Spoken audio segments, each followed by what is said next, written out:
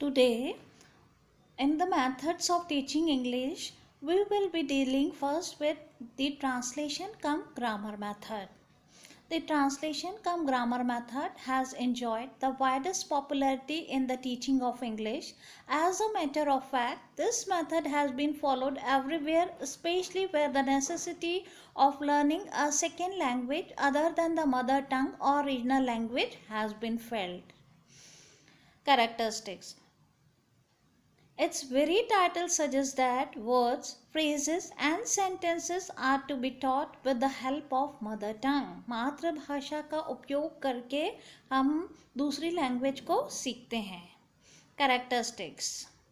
Mother tongue dominates the teaching of English as the method requires the translation of each word into the mother tongue. The unit of teaching is word not sentences. एक word को पहले बताया जाता है और उससे सीखते हैं. The linguistic material presented for studies is graded on a grammatical plan. Grammar साथ ही साथ सीखा जाता है. During the process of translation and comparative study of grammar, the structure of English language can be easily and conveniently learned. So the grammar and structure of English is learned by translation. Thus, translation interprets the foreign phraseology best. In Sturm's view, the German scholar Sturm emphasizes the significance of translation in the following words.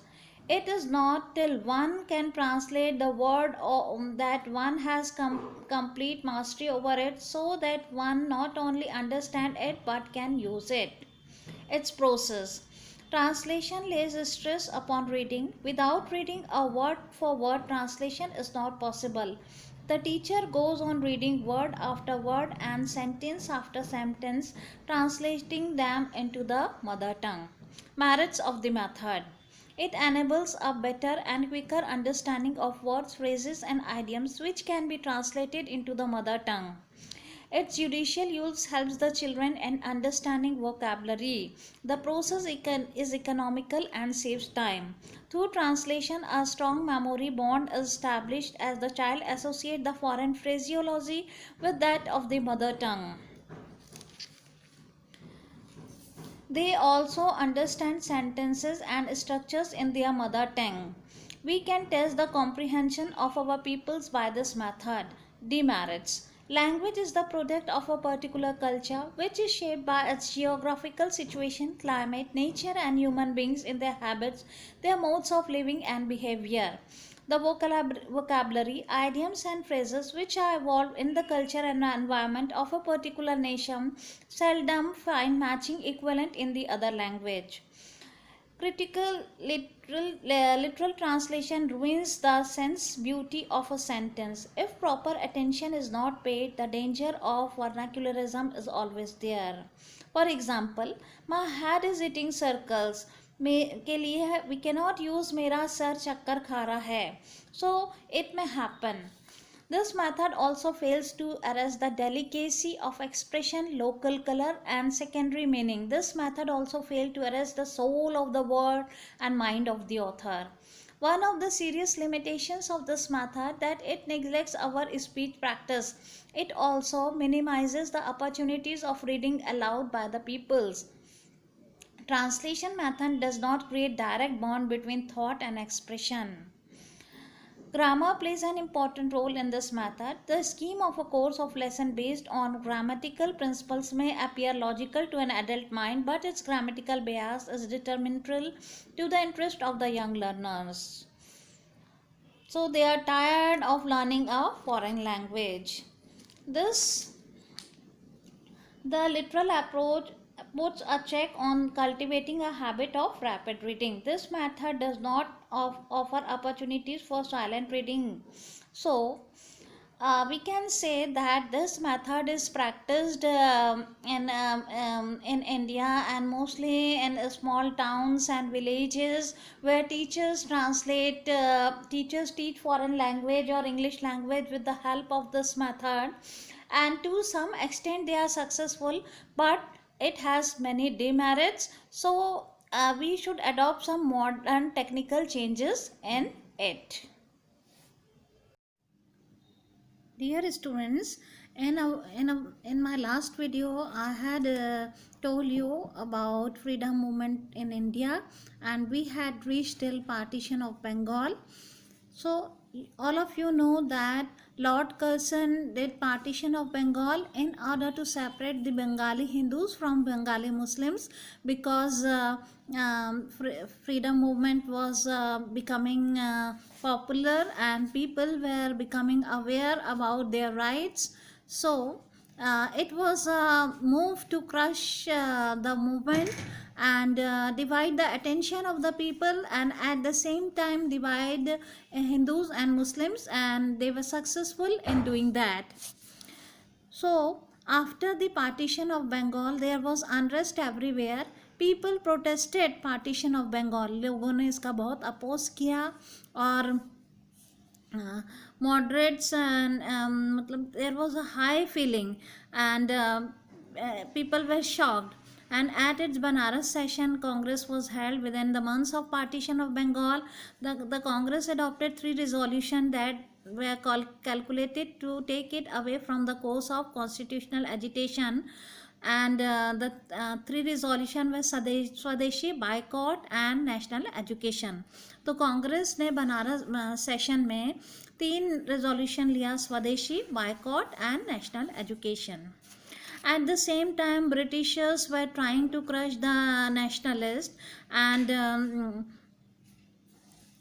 the moderates virtually threw the extremists out of the Congress in 1907, and Britishers also were taking action against these extremists.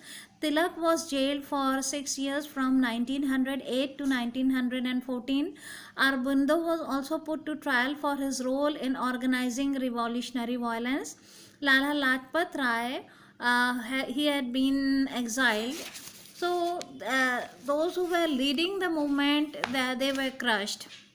Along with this, Britishers also did one thing, and they introduced Morley Minto reforms in 1909. So what is this reform? According to this reform, the Muslims would have separate electorates. तो इससे क्या है? There was a rift between the Hindus and the Muslims. और इसी से related फिर आगे चल के 1906 में ढाका में मुस्लिम लीग की स्थापना हुई, and Muslim people were given separate representation. फिर उसके बाद जब वर्ल्ड वार हुआ 1914 to 1918, उससे पहले there was a little bit the revolutionaries activities way slow. And at the time of World War, Indian people supported the Britishers because they thought that they were fighting for democracy, and after World War they will get their own democracy. But Lokmanya Tilak, from the very beginning, he was of the opinion that Britishers would never give them their independence, and with the help of Annie Besant, he started Home Rule League. तो लोकमान्य तिलक और Annie Besant ने home rule league की स्थापना की, और वो हमेशा से स्वराज के ही पक्ष में थे. और इस बीच लखनऊ पैक्ट हुआ, जिसमें कांग्रेस और मुस्लिम लीग दोनों के बीच में एक अंडरस्टैंडिंग हुई, और they all realise that they had common goal. फिर during the war government decided to have emergency powers, but after the war they continued some of the powers, and in the form of Rowlatt Act, known as Black Act.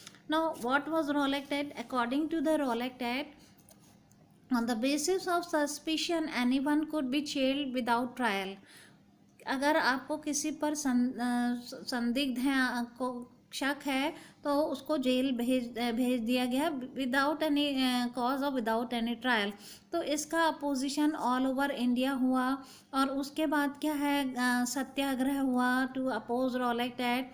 और उसके बाद इन 1919 बहुत सारे कुछ acts हुए, और उसके बाद जलियांवाला बाग ट्रेजेडी हुई, जिसमें जनरल डायर ने निहत्थे लोगों को मार दिया. और उसके बाद गांधी जी खुद ने बिलीव किया कि ये जो है, या कांग्रेस ने खुद बिलीव किया कि ब्रिटिशर्स जो है वो बहुत ही ज़्यादा क्रूअल हैं और इंडियन पीपल लोगों के ऊपर वो कुछ भी जुर्म कर रहे हैं और किसी भी प्रकार से समझौता करने के लायक नहीं है।